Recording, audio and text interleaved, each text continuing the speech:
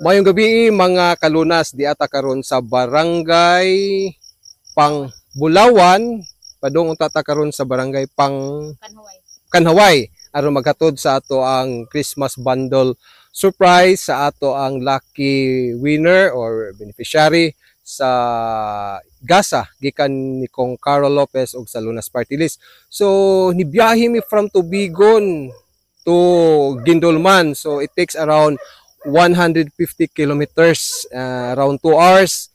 Yan, balik na sad mi another 150 kilometers going to Bigon. So among giari gyud kay aron mahatod ang gasa nga gikan sa Lunas Party List og ni Congresswoman Carol Lopez. So akong tawgon karon ang atong lucky winner, itong beneficiary, ang lone winner dinhi sa lungsod sa Gindolban, way lain si Ma'am Tina Amparo. Dali, Ma'am Tina Amparo. Mo ni ato ang lucky winner diri sa Gindolman, no? So abti kayo ni mo share, mo like, mo comment sa Lunas Party List page. Unya unsa may imong masulti, Ma'am Tina, nga ikaw mo'y lucky winner karong adlaw o karong panahon na nga makadawat sa atong Christmas bundle gikan sa Lunas Party List og ni Congresswoman Carol Lopez.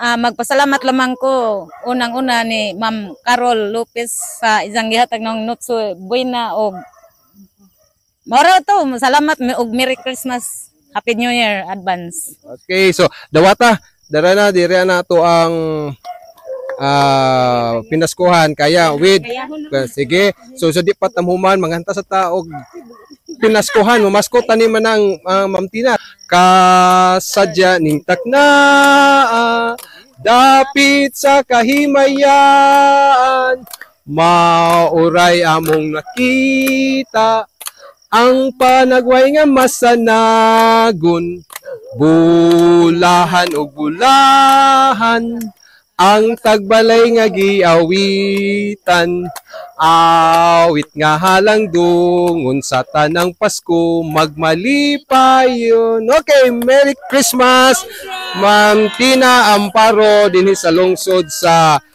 Gindolman. So mga kalunas, lapit ka konti okay, para makita si Ma'am Tina. Mga kalunas, ano kayo bukas, no? Kasi may live tayo na raffle, then mamimigay si Kong Carol ng 142 winners, around 142 winners na tag 1,000 pesos.